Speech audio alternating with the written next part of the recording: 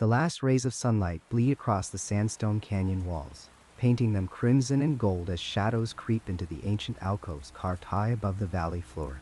Here, in the fading light, 500 rooms stand silent. No smoke rises from the fire pits. No children's laughter echoes off the stone. No footsteps disturb the dust that has settled undisturbed for 700 years. These are the cliff dwellings of Mesa Verde, and as twilight deepens into darkness, you can feel the weight of absence pressing against you. Thousands of people once filled these carefully constructed homes, their voices carrying across the canyon, their hands shaping pottery and grinding corn, their lives interwoven in the complex fabric of a thriving civilization. And then, in a span that archaeologists measure in mere decades, they were gone. This is not the gradual decline of a failing society. This is not the slow fade of a culture absorbed by its neighbors. This is something far more unsettling. Around 1290, the ancestral Puebloans, known for over a century by the Navajo term Anasazi, abandoned everything they had built across the Four Corners region. 30,000 people walked away from cities they had inhabited for generations, leaving behind a mystery that haunts us to this day. Walk through these ruins now, and the evidence of their sudden departure surrounds you. Clay pots sit where they were last placed, still bearing the fingerprints of their makers. Stone tools rest on workbenches, waiting for hands that will never return. In the storage rooms, desiccated corn cobs remain stacked in neat rows, preserved by the dry desert air. The archaeologists who first explored these sites in the 1800s found sandals hanging on pegs, turkey feather blankets folded in corners, entire rooms that looked as if their occupants had simply stepped out for a moment and never came back. But among these ordinary domestic scenes, investigators discovered something that chilled them to the bone. Human remains bearing unmistakable evidence of cannibalism. Bones broken open for marrow. Scorch marks on fragmented skulls. The kind of violence that speaks to desperation beyond measure, or something even darker that we struggle to comprehend. The modern Pueblo peoples, descendants of these vanished cliff dwellers, know these ruins well. They know them, and many refuse to speak of them. Some will not even utter the word Anasazi, considering it a curse, a name that should remain unspoken. Their oral histories contain warnings about these places, stories passed down through countless generations that paint the final days of the Ancient Ones in shades of horror and divine retribution. What happened here? Where did 30,000 people go when they left these meticulously constructed cities? Why did they leave their possessions, their food stores, everything that sustained life in this harsh landscape? And what terror or catastrophe drove some to the unspeakable act of consuming their own? The questions hang in the air like the dust motes visible in the dying light. Archaeologists have proposed theories ranging from drought to warfare to social collapse, but none fully explain the totality of the abandonment. None account for the speed with which it happened. None reconcile the evidence of extreme violence with the careful preservation of daily life frozen in time. In the coming journey, we will descend into the forbidden corners of this mystery. We will walk through archaeological sites where strange discoveries continue to emerge from the earth. We will listen to the warnings of indigenous guardians who still tend the memory of what transpired in these canyons. We will examine evidence that suggests the final days of the Anasazi were marked by something far more terrifying than simple environmental stress. The cliff dwellings wait in the gathering darkness, monuments to a civilization that built something remarkable and then vanished, leaving behind only silence, empty rooms, and questions that refuse to be answered. What secret do these stones keep? What truth lies buried in the dust of centuries? The answer may be more disturbing than we are prepared to face. In the high desert country of the American Southwest, where 4 modern states now touch at a single point, there once thrived a civilization so sophisticated, so architecturally advanced, that even today their accomplishments challenge our understanding of what was possible without metal tools, without the wheel, without written language as we know. Between 900 and 1300 AD, the people we call the Anasazi built an empire of stone that stretched across over 60,000 square miles of some of the most unforgiving terrain on the continent. But their story does not end with triumph. It ends with mystery, with violence, and with a silence so complete that those who came after refused to even speak their true name, calling them instead the ancient enemies, the ones who came before and left only warnings in stone. At the height of their power, around 1100 AD, the Anasazi were master builders on a scale that defies easy explanation. In Chaco Canyon, in what is now northwestern New Mexico, they constructed massive structures that still stand today, buildings so large they would not be matched in size anywhere in North America until the late 1800s. Pueblo Bonito, the crown jewel of Chaco Canyon, rose 4 stories high and contained over 600 rooms. Its walls were not crude stacks of stone but precisely engineered marbles, with core and veneer masonry techniques that required mathematical precision and enormous coordination. The main walls were over 3 feet thick at the base, tapering as they rose, showing knowledge of weight distribution and structural engineering that would be remarkable in any era. But Pueblo Bonito was merely the largest of a dozen great houses scattered throughout the canyon. Together, these structures contained thousands upon thousands of rooms, far more space than the local population could have ever needed.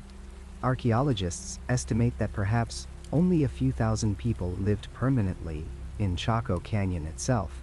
Yet the building program there consumed millions of pieces of sandstone, each one carefully shaped and fitted. More puzzling still, the timbers used in construction, massive ponderosa pine and spruce logs that formed the ceilings and supported upper floors, had to be carried from mountains over 50 miles away. No wheels, no draft animals. Human beings carried those logs, some weighing hundreds of pounds, across high desert terrain where summer temperatures routinely exceed 100 degrees. Why build on such a scale? The answer may lie not in housing the living, but in housing something else entirely. Chaco Canyon was not simply a city. It was a ceremonial center, a place where astronomical knowledge and religious practice merged into something we can barely comprehend today. The great houses were aligned with celestial precision. On the summer solstice, light falls in exact patterns through carefully placed windows. During the winter solstice, other alignments activate. The famous sun dagger on Fajada Butte marks both solstices and equinoxes with shafts of light piercing through spiral petroglyphs. A calendar carved in stone that tracked the heavens with accuracy that would not be matched in Europe for centuries. The Anasazi were watching the sky, recording its movements, and building their world according to cosmic patterns. They understood the 19-year lunar cycle, marking it in their architecture. They tracked the movements of Venus, that bright wanderer that so many ancient cultures associated with war and transformation. And they built not just upward but outward, creating a network that spanned the entire Four Corners region. From Chaco Canyon, roads radiated outward like spokes on a wheel.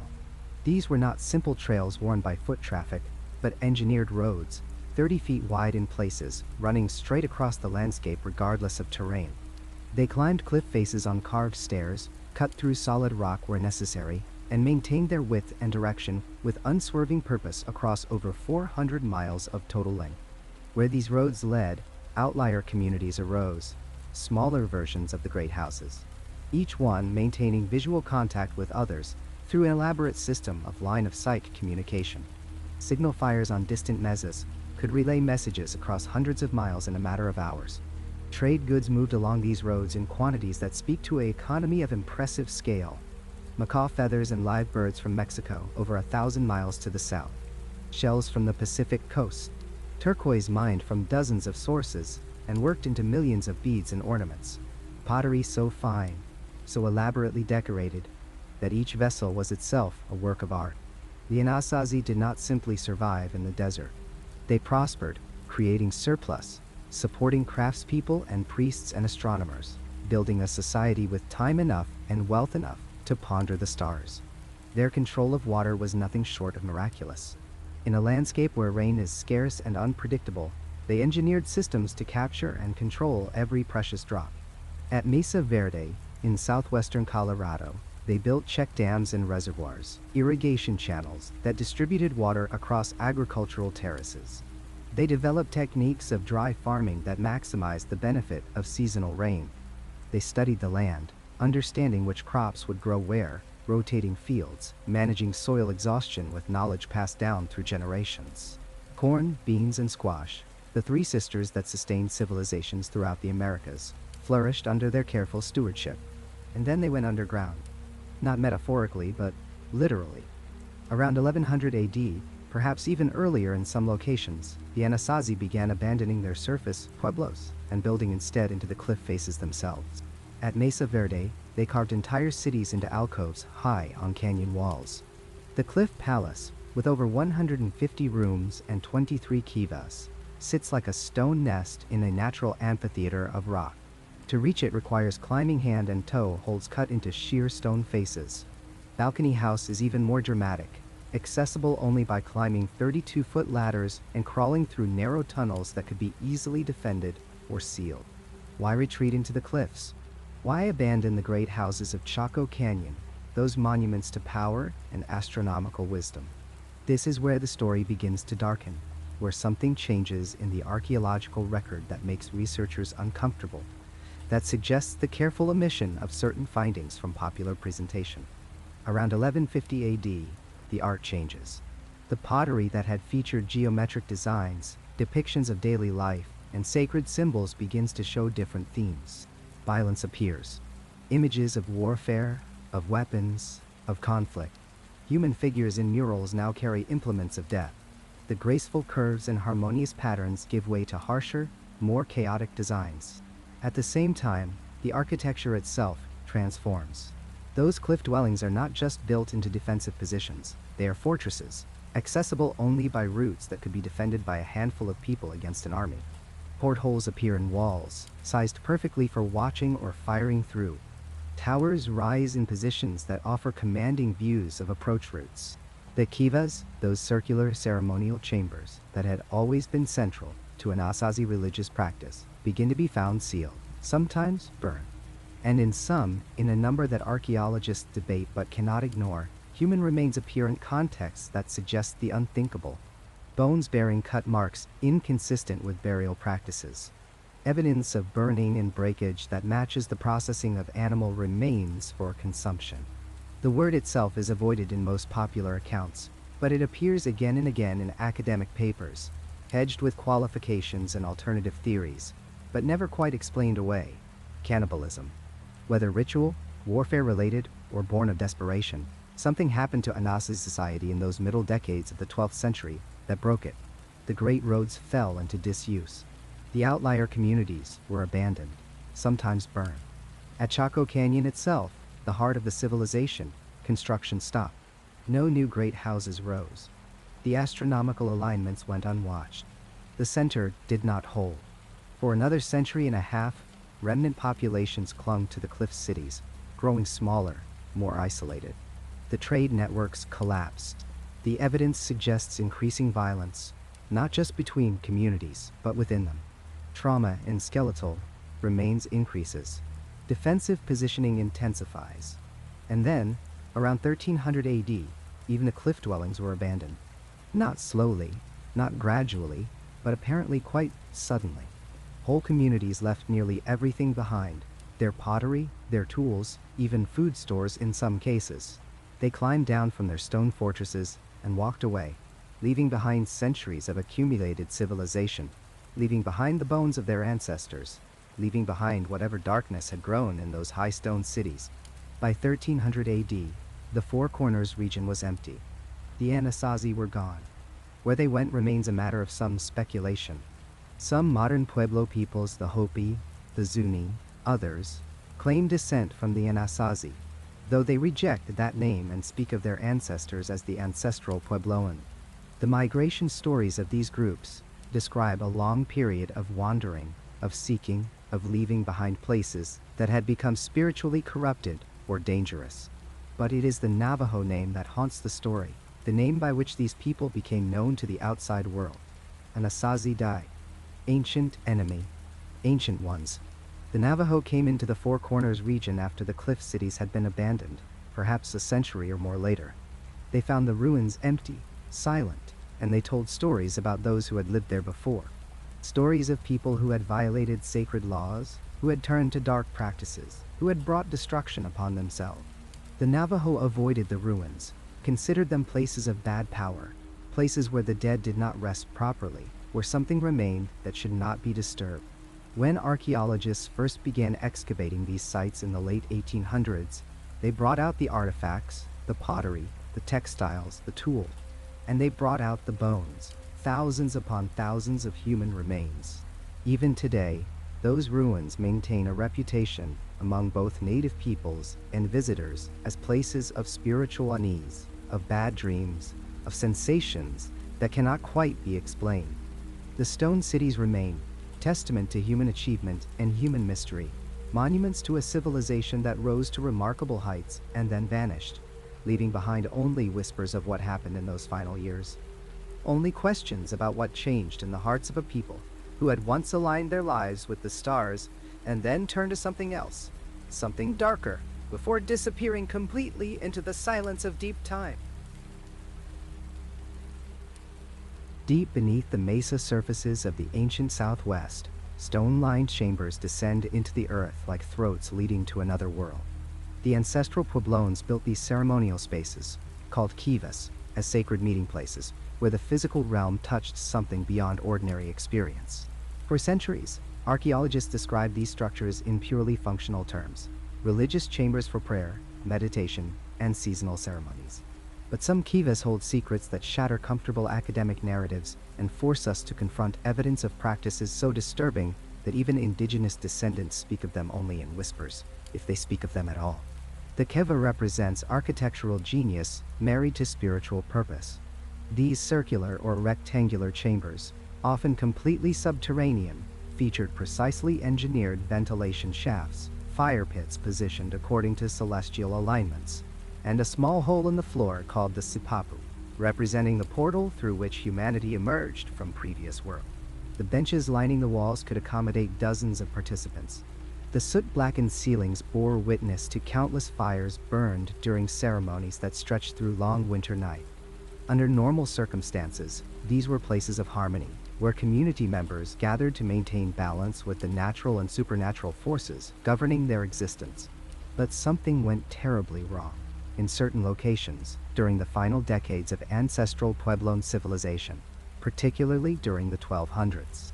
The evidence emerged not from ancient legends or speculative theories, but from the careful excavation work conducted during the 1990s at a site in southwestern Colorado called Cowboy Wash. The Cowboy Wash discovery began routinely enough. Archaeologist Brian Billman and his team from the soil systems research firm were conducting a survey ahead of planned construction when they encountered the remains of several small habitation sites dating to around 1150 to 1175. What they found in the structures transformed our understanding of what occurred during the collapse of the ancestral Puebloan world. Inside 3 separate structures, the team discovered the disarticulated remains of at least 7 individuals. The bones told a horrific story. Cut marks from stone tools scarred nearly every skeletal element. The long bones had been systematically broken open, the fracture patterns consistent with marrow extraction. Skulls showed evidence of having been placed directly into fire. Vertebrae bore marks indicating that bodies had been dismembered while still fresh. Some bones had been shaped into tools. The patterns were unmistakable to researchers familiar with butchering techniques, but the evidence went beyond the bones themselves. Chemical analysis of ancient cooking pots from the site revealed human myoglobin, a protein found in muscle tissue.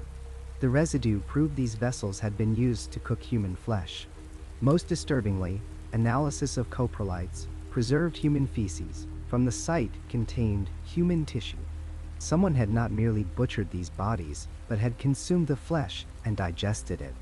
The lead bioarchaeologist on the study, Tim White from the University of California, Berkeley, had previously studied prehistoric violence and cannibalism in other contexts. His analysis at Cowboy Wash employed rigorous scientific methodology, comparing the bone modifications to documented cases of animal butchering, secondary burial practices, and carnivore damage. The conclusion remained inescapable. This represented systematic processing of human bodies for consumption. The discovery ignited fierce controversy.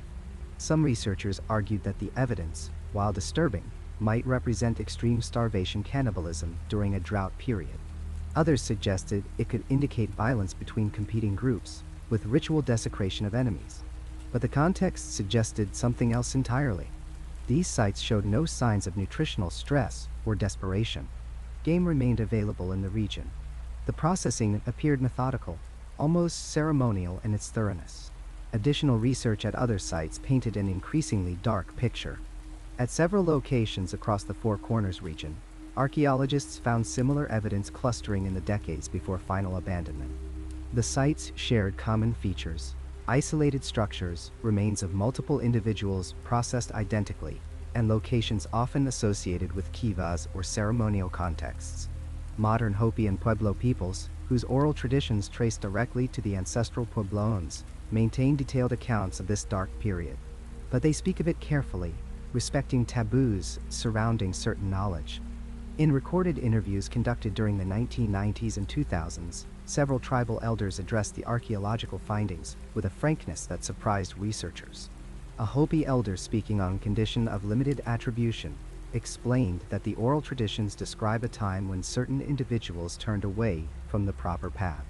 These practitioners, sometimes called Pawaka in Hopi, engaged in what might be termed dark shamanism or witchcraft.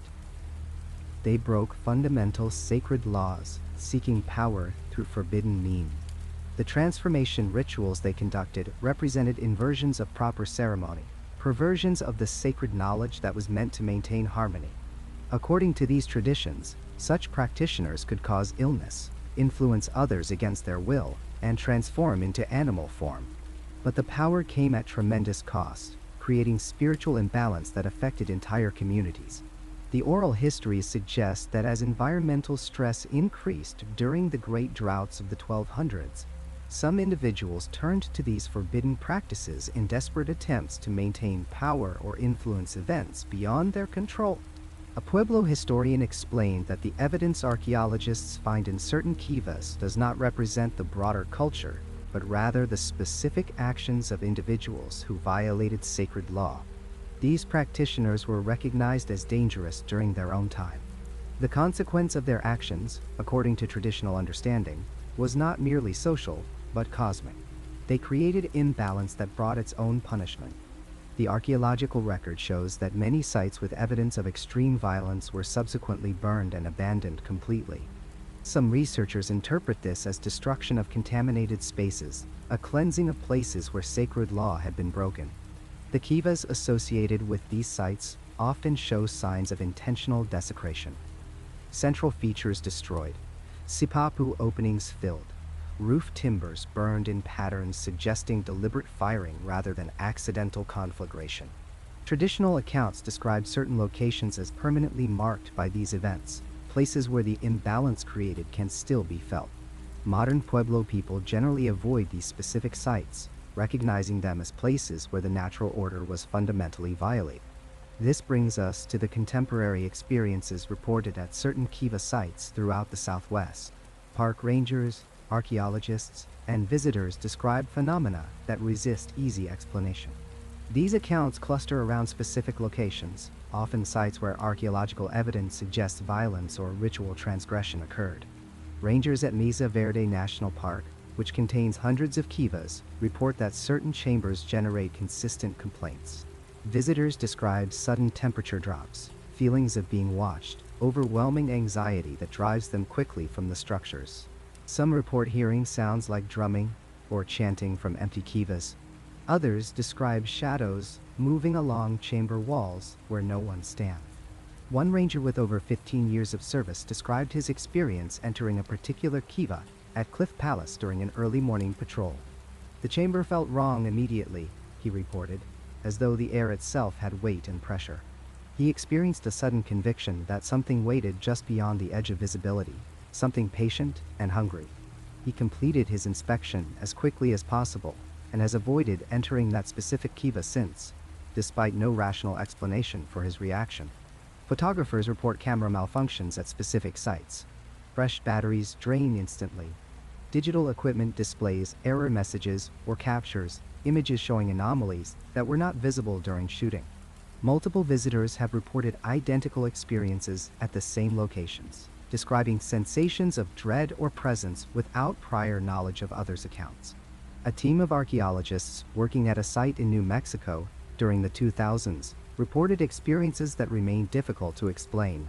While documenting a Kiva associated with evidence of violence, Multiple team members independently reported dreams of figures performing rituals in the chamber. The dreams shared specific details: the arrangement of participants, particular gestures, a sense of witness to something forbidden. The team members had not discussed their dreams until comparing notes revealed the commonalities. Work at that particular structure became increasingly uncomfortable, with equipment failures and a general sense of unease that affected even skeptical researchers. The question that haunts these accounts is whether locations can retain imprints of extreme events, whether violence and violation of sacred law might somehow mark a place in ways that persist across centuries. Indigenous perspectives generally answer yes. Actions have consequences that extend beyond immediate physical effects, creating resonances in place and time. The Kivas where forbidden practices occurred represent wounds in the landscape, according to traditional understanding. They are places where the boundary between worlds was torn, rather than respectfully traversed, where cosmic balance was violated. The continuing unease people report at these sites might represent not supernatural haunting in a conventional sense, but rather persistent recognition of fundamental wrongness, a spiritual contamination that human consciousness detects even when the rational mind cannot explain the sensation. The archaeological evidence from Cowboy Wash and similar sites confirms that something terrible occurred during the final generations of ancestral Pueblo occupation in certain regions.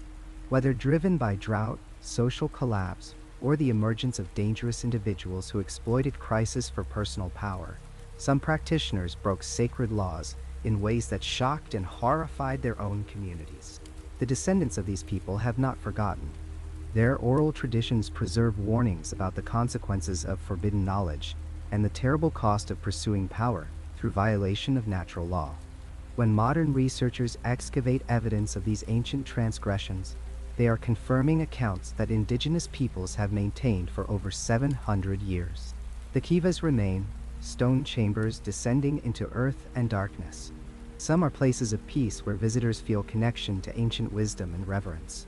But others carry different resonances, echoes of the time when desperate individuals turned ceremony into violation and sought transformation through forbidden means. Those who enter these specific chambers often leave quickly, driven by sensations they cannot fully articulate, but nonetheless recognize as warnings that some boundaries should not be crossed, that certain knowledge carries permanent consequences, and that the earth itself remembers where sacred law was broken.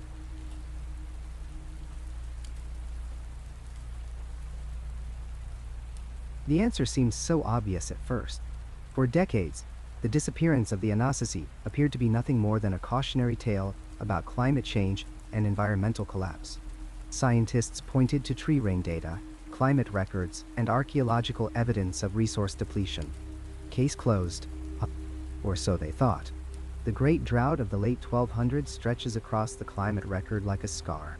Tree ring analysis from ponderosa pines and Douglas firs throughout the Colorado Plateau tells the story in minute detail.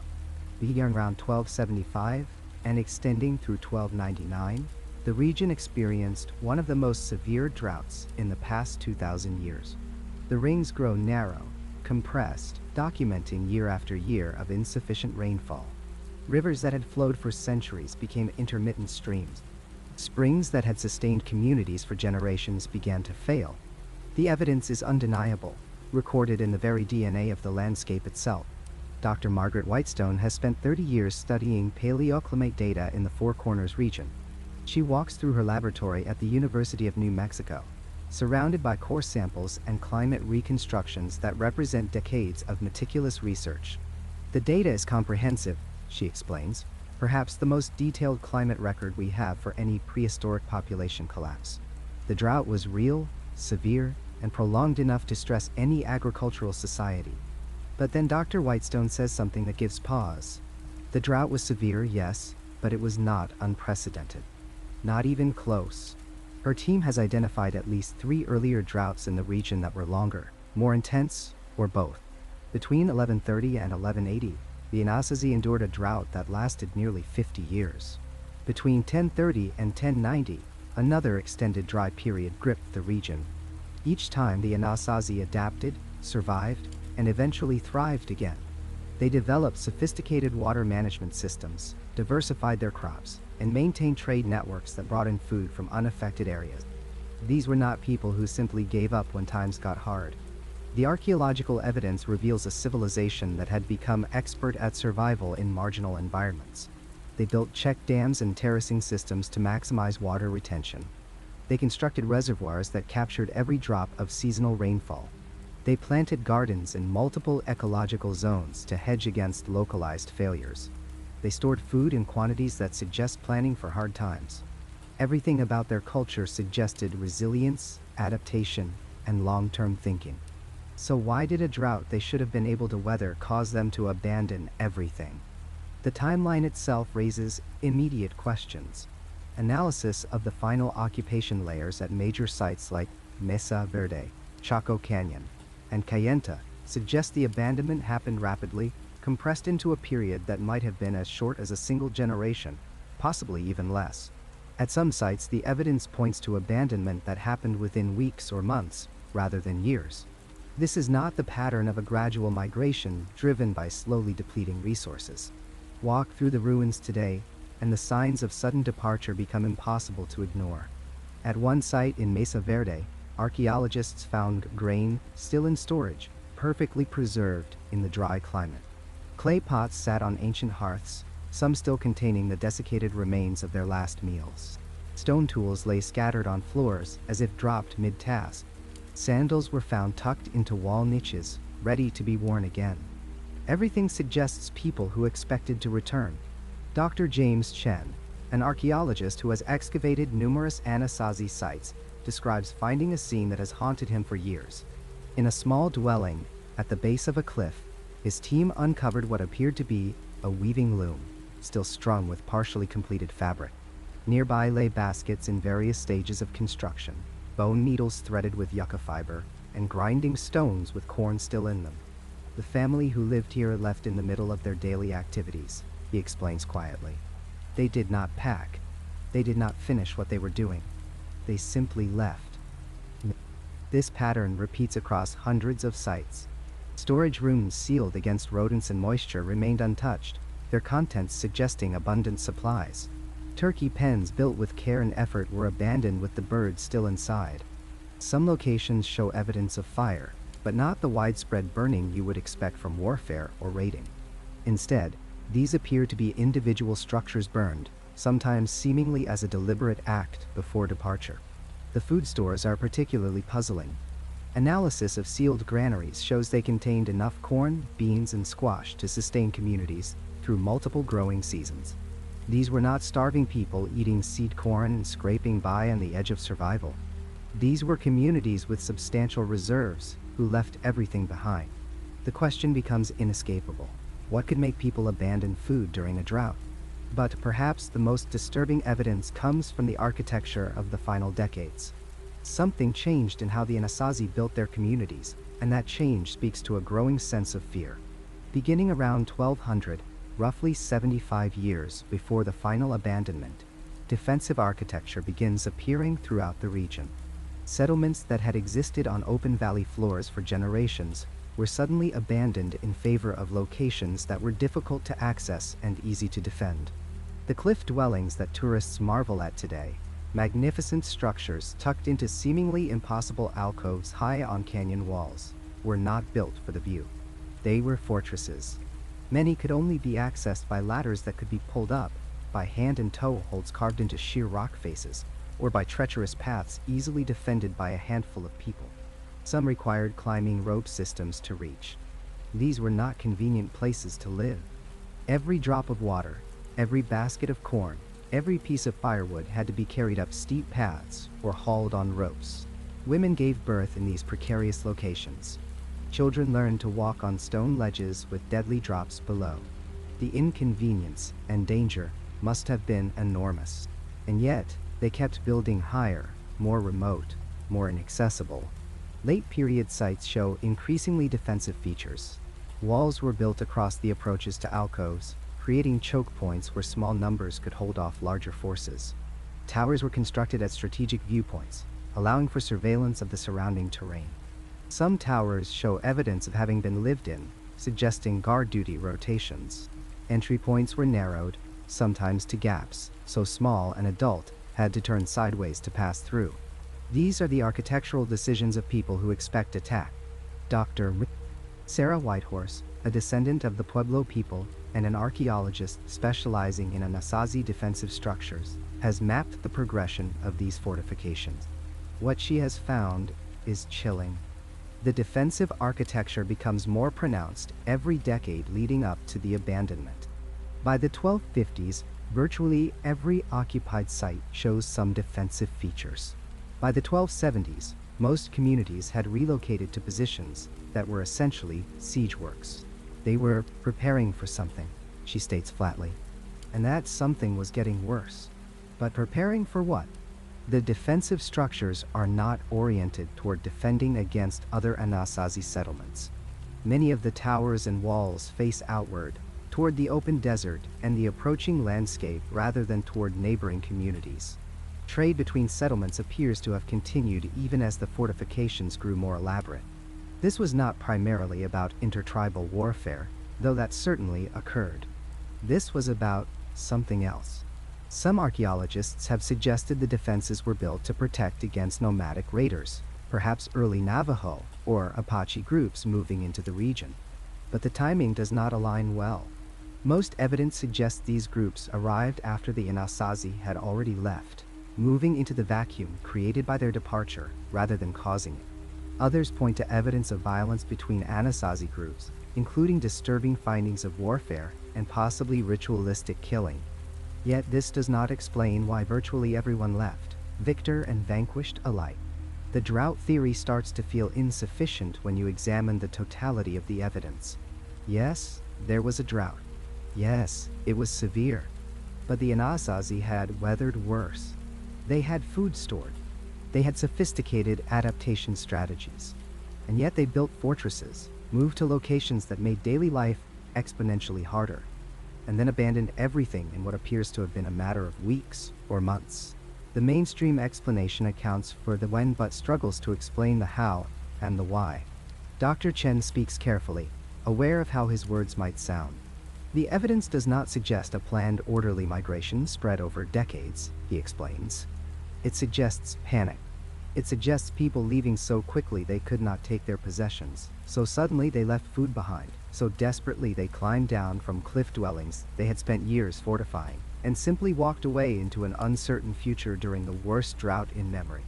The Pueblo people today, descendants of the Anasazi, speak of the abandonment as a migration, a purposeful journey to new lands and opportunities. Their oral histories describe leaving the old places because it was time, because the spirits called them to move on, because new homes awaited. These stories deserve respect and may contain truths that archaeology cannot access, but they sit uneasily alongside the physical evidence of sudden departure, of food abandoned, of defensive structures built by people who seemed to fear something terrible. Whatever drove the Anasazi from their ancestral homeland was powerful enough to overcome the natural human tendency to cling to home, to outlast hardship, to adapt rather than abandon. It was compelling enough to make them leave during a drought, when traveling would be most dangerous and establishing new settlements most difficult. It was frightening enough that they built fortresses and then fled from those fortresses anyway. The drought may have been the final stress on a people already pushed to their limits, but the evidence increasingly suggests it was not the only stress, and possibly not even the primary one.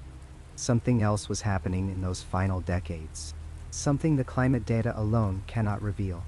Something that made an entire civilization decide that staying, even in their carefully constructed refuges, was more dangerous than leaving everything behind and walking into an uncertain future. The high desert plateau of southwestern Colorado holds countless ruins, silent testament to the ancestral Puebloan people who built thriving communities across the landscape for centuries. Among these archaeological sites, Castle Rock Pueblo stands apart, not for its architectural grandeur or cultural significance, but for what was found within its walls.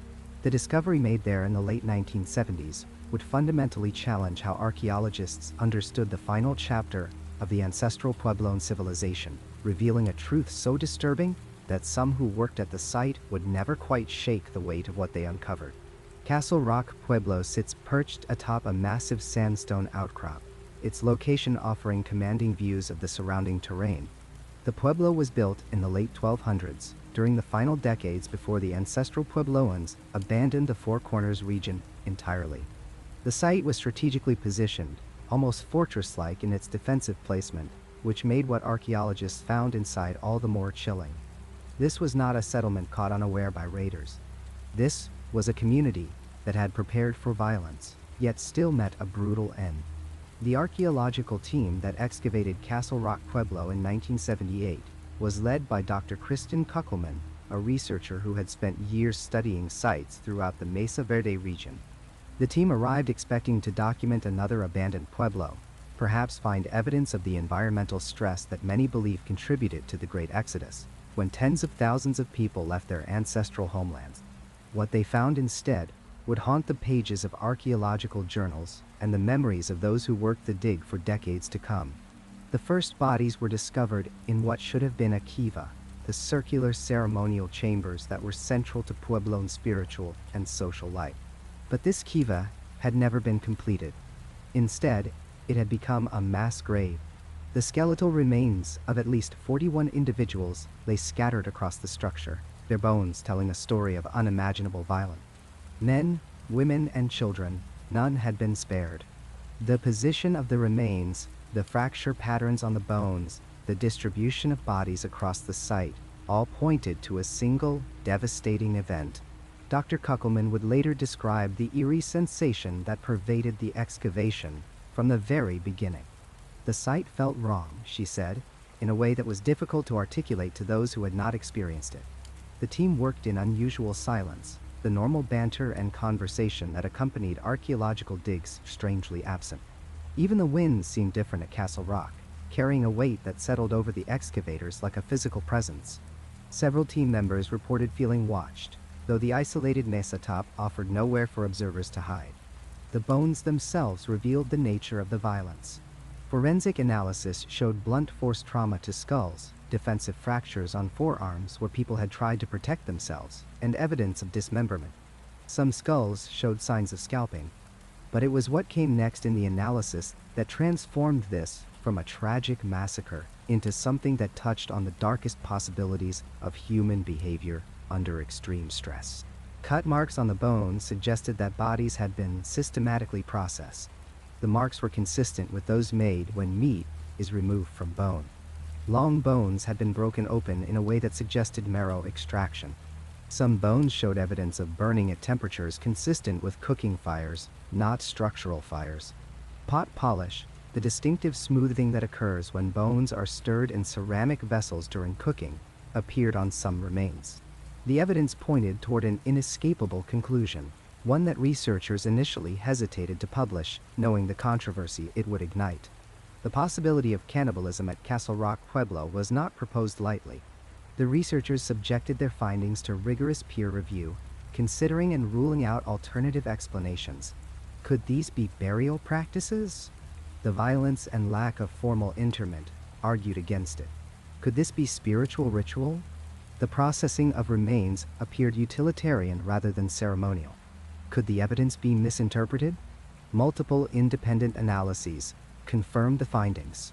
The conclusion, while shocking, appeared inescapable.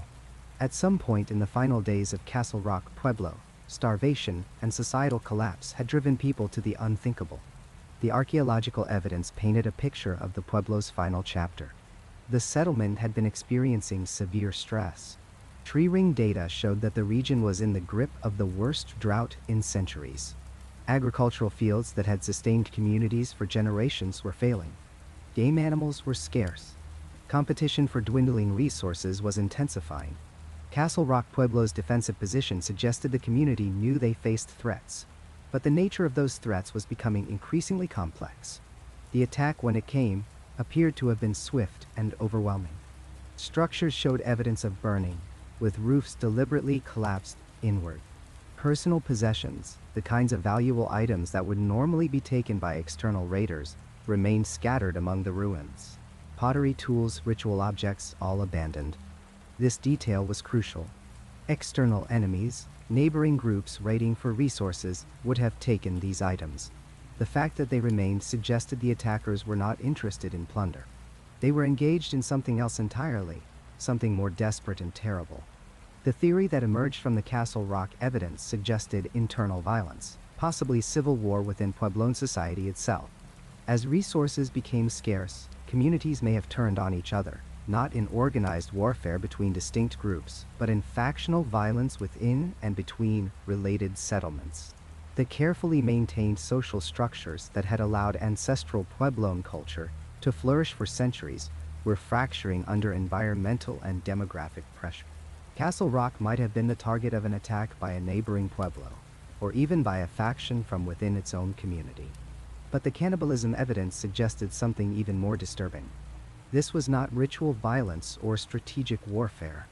This was the desperate action of people facing starvation, their society collapsing around them, traditional taboos breaking down under the pressure of survival itself.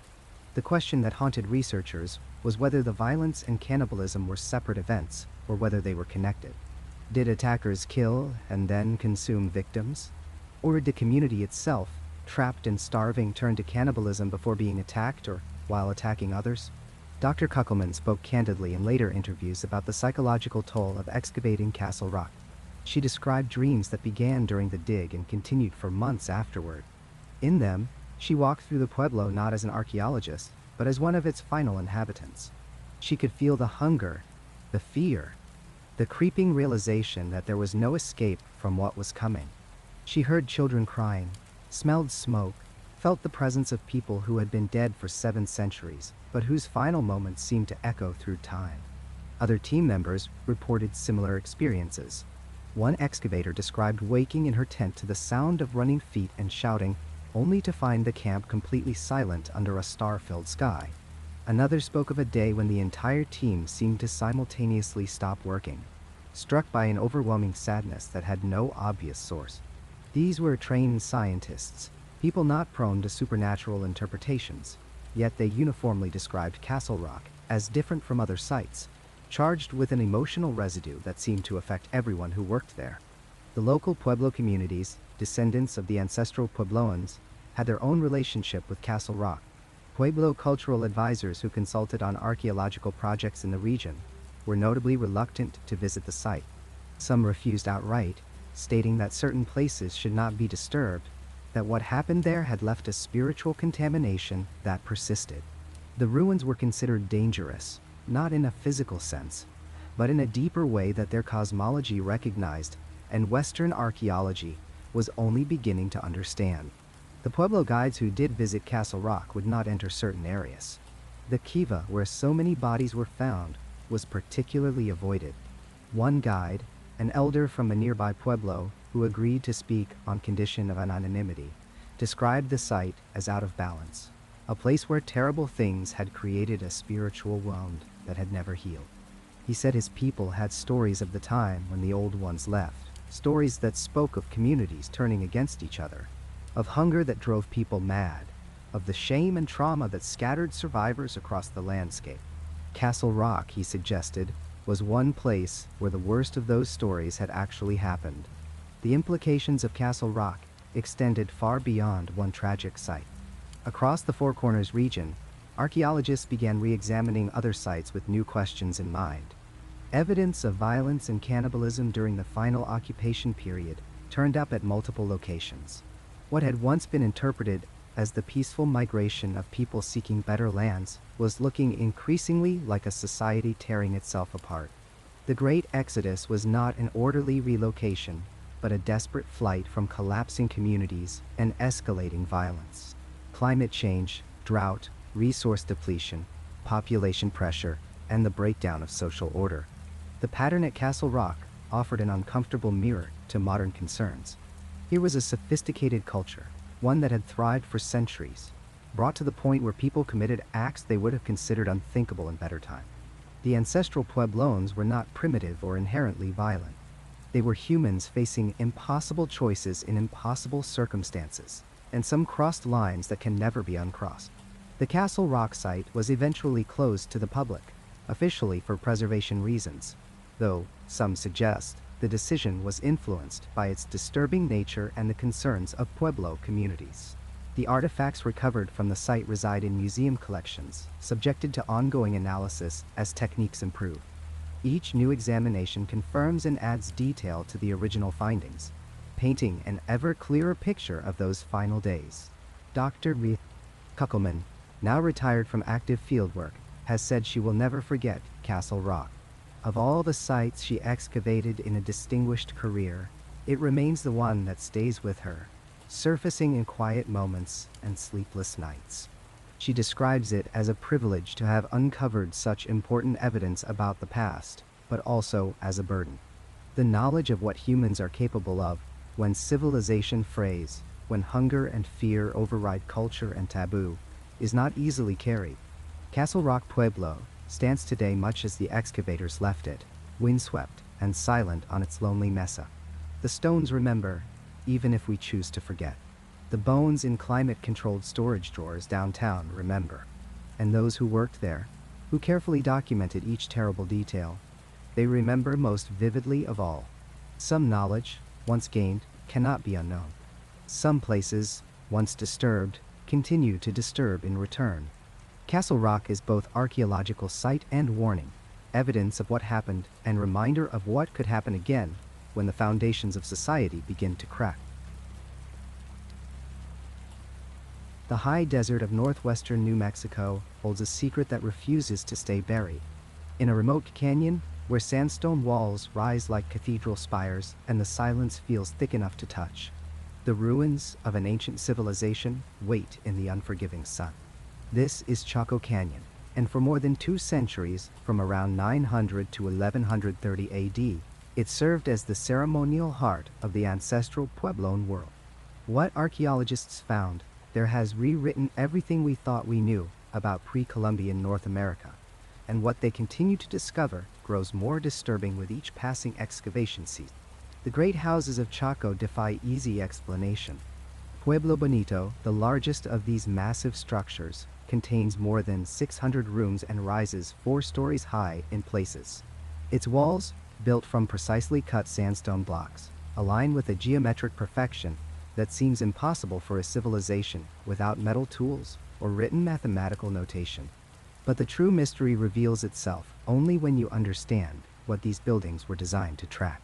The ancestors who built Chaco were watching the sky with an intensity that bordered on obsession. The great houses align with celestial events with such precision that modern archaeologists using computer modeling and laser theodolites still struggle to comprehend how they achieved it. On the morning of the summer solstice, light falls through specific windows in Pueblo Bonito to illuminate carved spiral petroglyphs at exact moment.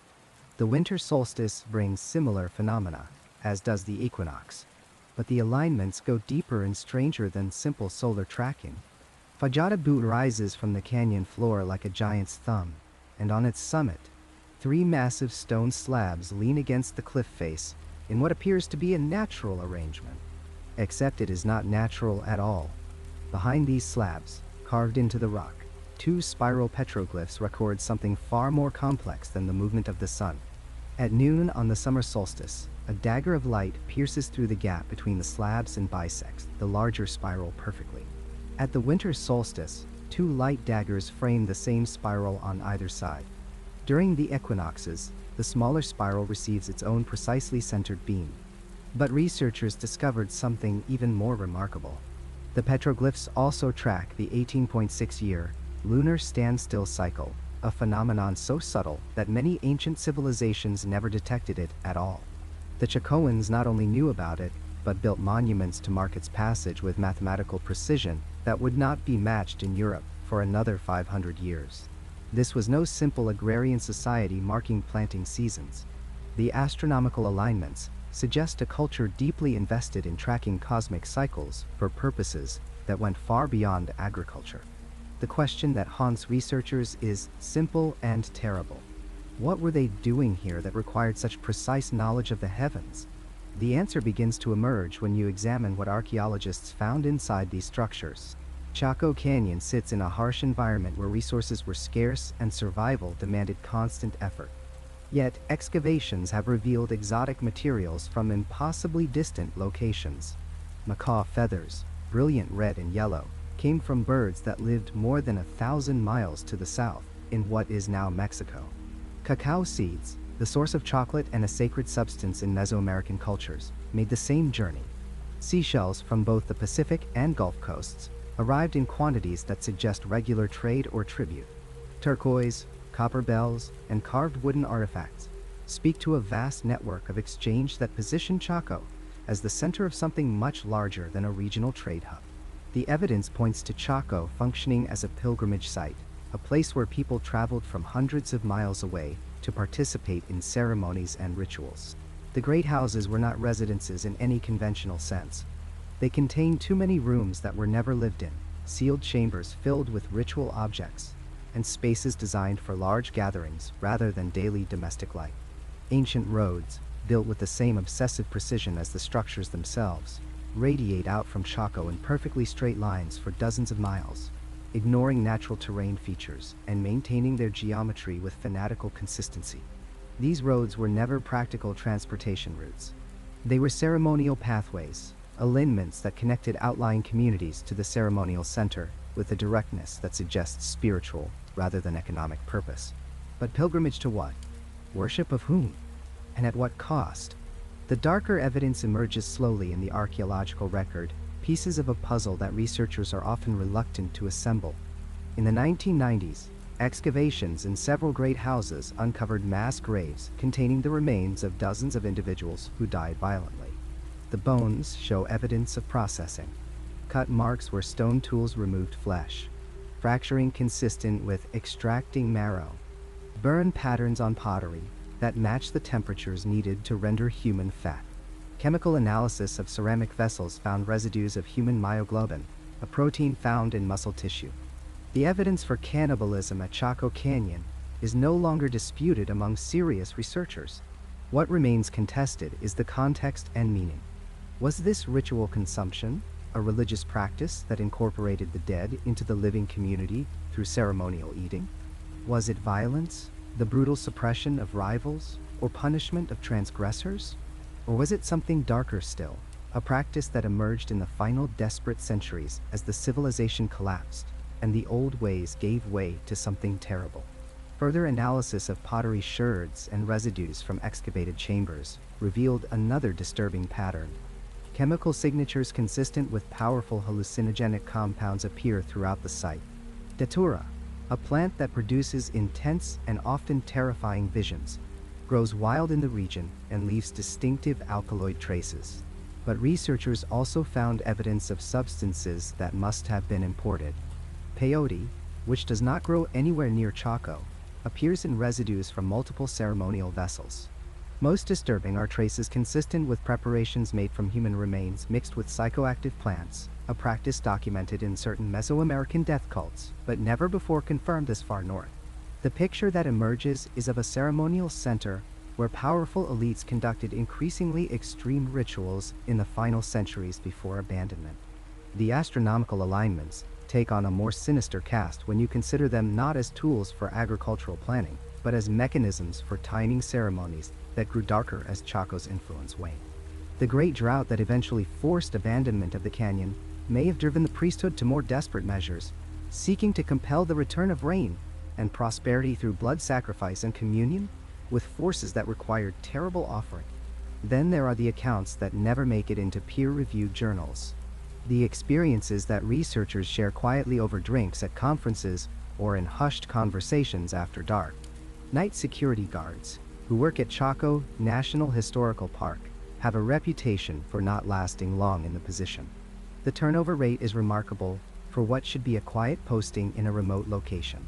Those who leave rarely discuss their reasons in detail, but certain patterns emerge when you collect enough testimonies.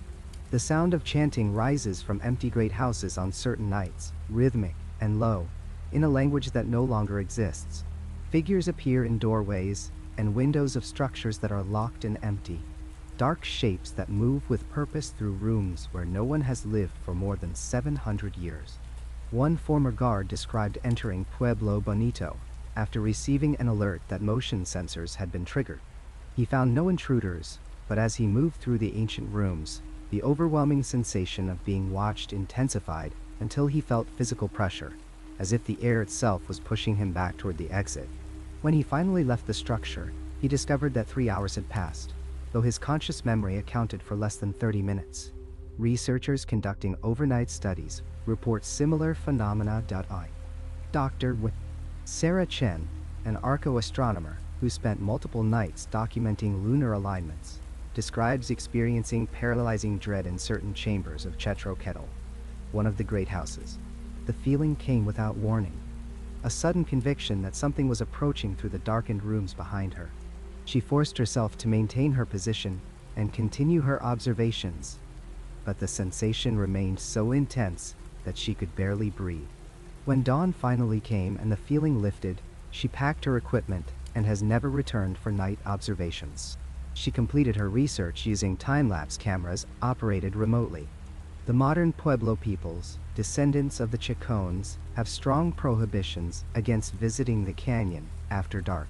Hopi elders speak of Chaco as a place where the balance was broken, where rituals that should have honored the spirits became twisted into something that demanded rather than requested, that took rather than exchanged.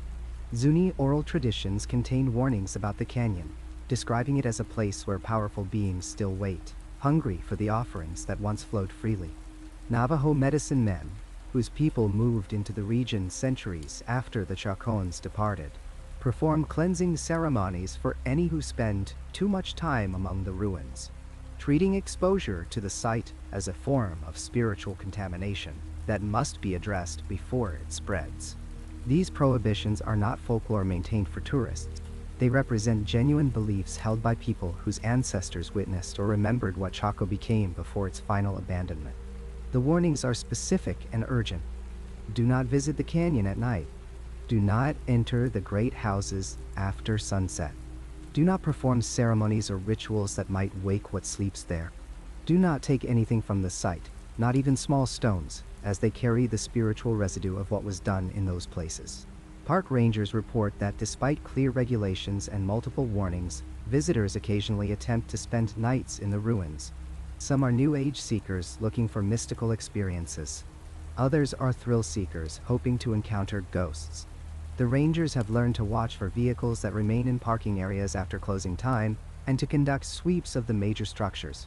Those caught and removed often seem relieved rather than disappointed, though they rarely explain why they changed their minds about staying.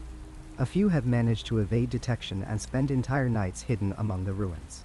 These individuals emerge changed in ways that are difficult to quantify, but impossible to miss. They leave quickly, avoid eye contact, and do not return. The canyon itself seems to resist certain kinds of attention. Batteries drain faster than they should. Electronic equipment malfunctions without explanation. Compasses spin without settling on north. Photographers report unexplained shadows in images, dark shapes that were not visible when the pictures were taken but appear clearly in the developed photos or digital file.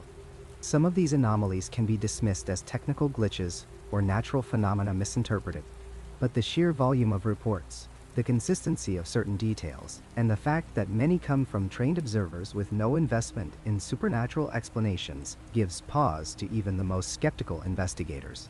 What happened in Chaco Canyon during those final desperate centuries remains a subject of ongoing research and heated debate. What cannot be debated is that something fundamental changed there, that the ceremonial center which once drew pilgrims and tribute from across the ancient Southwest became something else entirely before its abandonment. The astronomical alignments still function with perfect precision. The summer solstice still sends its dagger of light through the carefully positioned stones on Fajada Butte. The great houses still stand, their massive walls defying time and weather. But whatever the Chacoans were trying to accomplish failed. The rains did not return. The civilization collapsed. The people scattered to other pueblos and carried with them memories of what had been attempted in that canyon and warnings about what remained. The package arrived at Chaco Culture National Historical Park on a Tuesday morning in March of 2006, wrapped in brown paper and covered with enough postage stamps to send something twice its weight. Inside, the park ranger found 3 pottery sherds, each no larger than a playing card, their surfaces decorated with faded geometric patterns in black paint against cream-colored clay. Tucked among the fragments was a letter written in shaky handwriting on lined notebook paper. The words were brief but desperate. I took these from the canyon in 1998. Since then, my daughter died in a car accident, my husband left me, and I have cancer. Please, put them back where they belong. I am so sorry. The letter was unsigned. This was not an unusual delivery. In fact, the ranger who opened it simply added the items to a growing collection kept in a storage facility behind the visitor center. The Chaco Canyon Park Service has been receiving packages like this for decades, sometimes multiple parcels in a single week, each containing stolen artifacts and letters describing catastrophes that befell the thieves after they removed objects from the ancient ruins. The phenomenon has become so common that staff members now maintain detailed records of the returns, cataloging not just the artifacts themselves, but the stories attached to them, creating an archive of alleged supernatural retribution that spans more than 40 years. The pattern is remarkably consistent. Visitors to the ruins pocket a pottery shard, a stone tool, perhaps a small piece of carved bone. These are people who would never shoplift from a store or steal from a neighbor. Yet something compels them to take a fragment of the ancient past, a tangible connection to the civilization that mysteriously abandoned these structures 900 years ago. The items seem insignificant, just broken pieces of clay or unremarkable stones. But according to hundreds of testimonials now in the Park Service archives, removing these objects initiates a cascade of misfortune, so severe and so relentless that the thieves become convinced they have brought a curse into their lives. Consider the case of the Morrison family from Denver, whose story is documented in both Park Service records and local newspaper accounts from 29. Thomas Morrison visited Chaco Canyon with his wife Patricia and their 3 adult children during the summer of 28. Thomas, a civil engineer with no previous interest in archaeology, found a small ceramic bowl fragment near Pueblo Bonito, the largest of the great houses. The piece fit comfortably in his palm, decorated with a distinctive pattern of interlocking spirals. He slipped it into his jacket pocket and displayed it on his office desk when he returned home, telling colleagues about his trip to the mysterious ruins. Within 3 months, the Morrison family experienced what can only be described as a statistical impossibility of tragedy.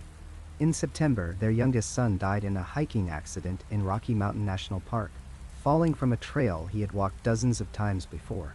In November, their daughter was killed by a drunk driver while stopped at a traffic light. In January, their oldest son suffered a fatal heart attack at age 32, despite having no history of cardiac problems and being an avid marathon runner. 3 children, 3 deaths in less than 6 months. Thomas Morrison mailed the pottery fragment back to Chaco Canyon in February of 2009, along with a 7-page letter detailing his family's destruction and begging the Park Service to return the artifact to its exact location, as if precise placement might somehow reverse the damage. The letter remains in the archives. Morrison wrote that he had become convinced the object carried something malevolent, something that had been waiting in the ruins for centuries. He described waking in the night to see shadows moving in his bedroom, feeling cold spots in his house, and hearing what he called singing in a language he did not recognize. His wife had been hospitalized twice for severe anxiety attacks. Both of them, he wrote, felt as though they were being watched constantly by invisible presences that meant them harm. Then there is the account of Dr. Elena Vasquez, an archaeologist from the University of New Mexico, whose case is documented in both academic circles and medical records. In 2003, Vasquez led an authorized excavation of a burial site on the periphery of Chaco Canyon, working under all appropriate permits and following established protocols. During the dig, her team uncovered the remains of what appeared to be a high-status individual, buried with elaborate turquoise jewelry and ceremonial objects. Vasquez herself carefully excavated the skull, photographing and cataloging it according to standard archaeological practice. Within weeks of completing the excavation, Vasquez began experiencing tremors in her hands. By the following month, she had developed severe muscle weakness and difficulty walking. Medical tests revealed a diagnosis of progressive supranuclear palsy, an extremely rare degenerative neurological condition with no known cure. She was 41 years old with no family history of neurological disease, no risk factors, and no exposure to environmental toxins that might explain the sudden onset. The condition advanced rapidly. Within 18 months, she required a wheelchair. Within 3 years, she could no longer speak clearly or care for herself. Vasquez never publicly attributed her illness to the excavation, but colleagues report that she became obsessed with the idea that she had violated something sacred by disturbing the burial. She insisted that the remains be reinterred with full traditional ceremonies, consulting with Pueblo elders about proper protocols. The university eventually complied, but Vasquez's condition continued to deteriorate. She died in 2011 at age 49. In her personal papers, donated to the university archive after her death, researchers found journals in which she described recurring nightmares of being unable to move, while ancient figures gathered around her, speaking in harsh whispers she could almost but not quite understand. The collector Marcus Whitfield provides another well-documented case, this one from 2013. Whitfield, a successful real estate developer from Phoenix, had amassed an extensive collection of southwestern Native American artifacts over 20 years, purchasing items through dealers and private sale. His most prized acquisition was a ceremonial kiva jar, authenticated as originating from Chaco Canyon and dating to approximately 1100 CEOI. He paid $47,000 for the vessel at a private auction, despite questions about its provenance and the legality of its sale. Whitfield displayed the jar in a custom-built case in his home office. Within 6 months, his real estate business, which had been thriving for over a decade, began to collapse. Deals fell through at the last moment. Partners withdrew from ventures. Properties that had always generated steady income suddenly became liabilities. Whitfield's marriage of 16 years deteriorated rapidly, with his wife claiming she felt an oppressive presence in the house and could not sleep in rooms where the jar was visible. She moved out, filing for divorce. Whitfield himself reported increasingly disturbing experiences. He told friends that he would find the jar moved from its case, despite locked doors and a security system showing no intrusions. He heard drumming sounds coming from his office in the middle of the night. His 2 dogs, previously friendly animals, refused to enter the room where the jar was kept and would bark frantically at the doorway. Most disturbingly, Whitfield began to see what he described as a figure standing in the corner of his bedroom, a tall silhouette that watched him in silence. After losing his business and his marriage, Whitfield contacted a dealer who had sold him other artifacts, asking if there was any way to return the jar to Chaco Canyon. The dealer, familiar with similar cases, connected him with tribal representatives who agreed to facilitate a proper return. The jar was repatriated to Pueblo descendants of the Chaco culture in 2014. Whitfield's letter to the Park Service, included with documentation of the return, described the jar as carrying the accumulated darkness of disturbed spirits and ancient anger at those who commodify sacred objects. The return letters themselves, hundreds of them now archived, reveal a remarkable consistency in the experiences described. Writers report sudden illnesses, often cancer or autoimmune disorders. They describe accidents that seem impossibly unlikely, fatal car crashes with no apparent cause, falls downstairs, equipment malfunctions that result in injury or death. Relationships disintegrate. Financial ruin arrives with shocking speed. And woven through nearly all the accounts are descriptions of supernatural manifestations, shadow figures, unexplained sounds, the sensation of being watched by hostile presences. Many letter writers mention dreams of the ruins, visions of the ancient inhabitants appearing to demand the return of what was taken. Some describe feeling compelled to return the objects, as if an external force was directing their actions. Others write of consulting psychics or spiritual advisors who independently identified the artifacts as the source of their troubles. The letters are often barely coherent, written by people at the edge of desperation, convinced they are being destroyed by forces they cannot control and do not understand. To understand the cultural context of these beliefs, one must consider the perspective of the indigenous peoples whose ancestors built and inhabited Chaco Canyon. I spoke with Harold Palayestiwa, a Hopi elder and spiritual advisor, who has worked with the Park Service on repatriation issues for over 20 years. He explained that from the Hopi worldview, objects are not inert. They carry the spiritual essence of their makers and their use. Ceremonial items especially are imbued with power that can be dangerous if mishandled. When someone removes an object from a sacred site, Poliestua explained, they are not just committing theft in the legal sense. They are creating a spiritual disruption, breaking connections that have existed for centuries, and bringing into their own life the unresolved energy of the ancient ones. The people of Chaco did not simply disappear, he said. They transformed, and their spiritual presence remains in the places they built and the objects they left behind. To disturb these things without proper knowledge, permission, and ceremony is to invite their darkness into your world. The concept Poliestua described is sometimes called spiritual contamination, the idea that one can become infected by proximity to objects or places that carry harmful spiritual energy. In Hopi tradition, certain places are understood to be dangerous because of what happened there, battles fought, ceremonies performed, or the nature of the beings who once dwelt in those locations. Chaco Canyon, with its massive structures and evidence of complex ritual activity, is considered by many southwestern tribes to be such a place, powerful and sacred, but also potentially dangerous. The curse, if we can call it that, is not understood as arbitrary punishment. Rather, it is seen as a natural consequence of violating spiritual laws, similar to how touching a hot stove results in a burn. The suffering that follows is the artifact's original power and purpose, turning against someone who has no right to possess it and no knowledge of how to properly handle it. The ancient ones, in this understanding, are not malicious, but they are protective of what is theirs, and they do not distinguish between intentional theft and ignorant souvenir collecting. What makes the Chaco Canyon cases particularly compelling is their scale and documentation. This is not a matter of a few isolated anecdotes or third-hand stories. The National Park Service has confirmed that they maintain storage facilities containing thousands of returned artifacts, each accompanied by a letter or note explaining why the item was sent back. Park officials estimate they receive between 3 and 7 packages per week on average, a rate that has remained consistent for decades.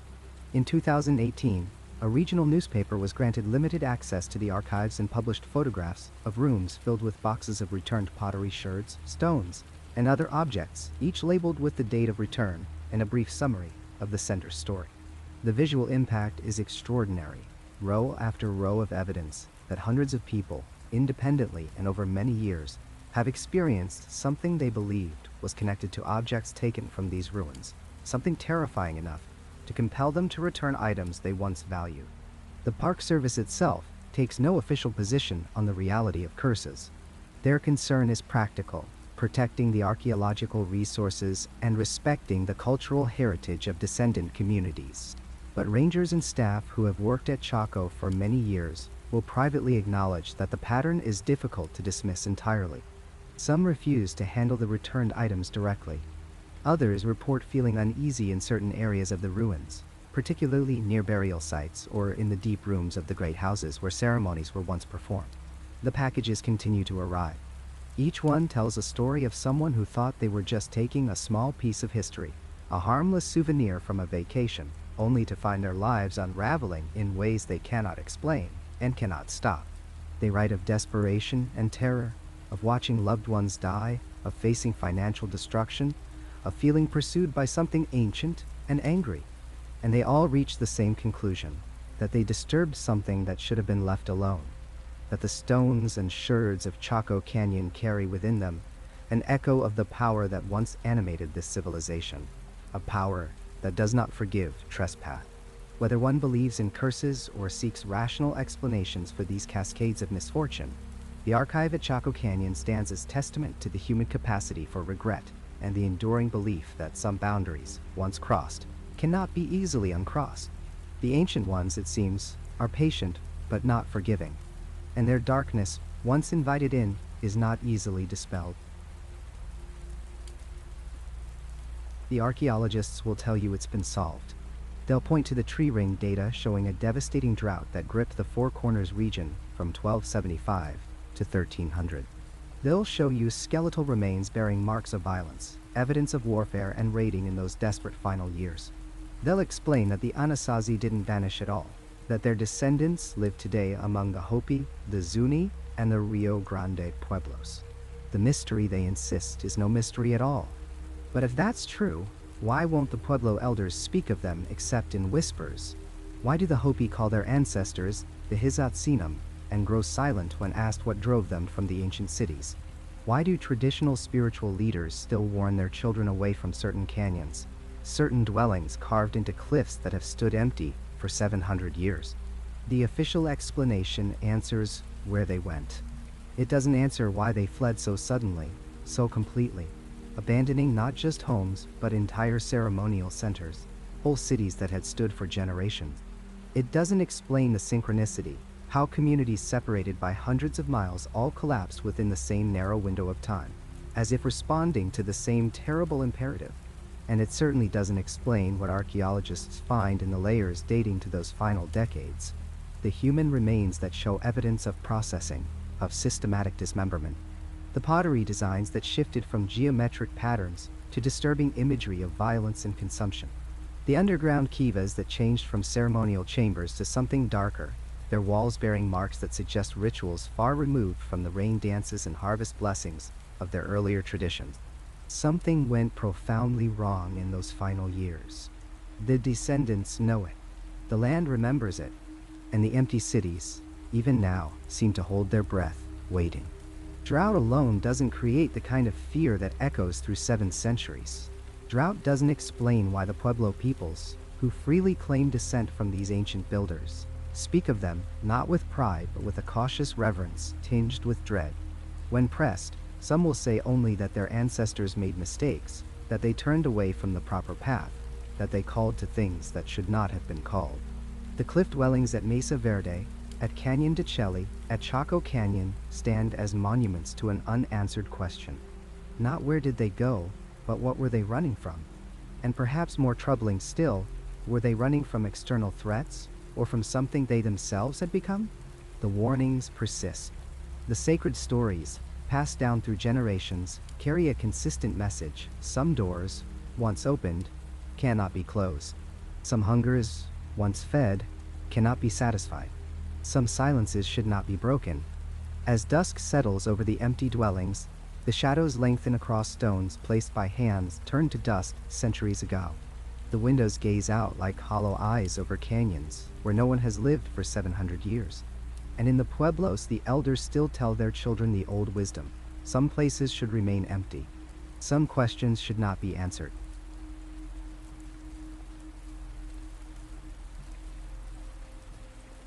That's where this journey ends for tonight. If you made it all the way here, subscribe and hit the bell for more long-form stories like this. Check out the videos on screen for more right now. Drop your own experiences in the comments below. Thanks for listening, and I'll see you in the next one.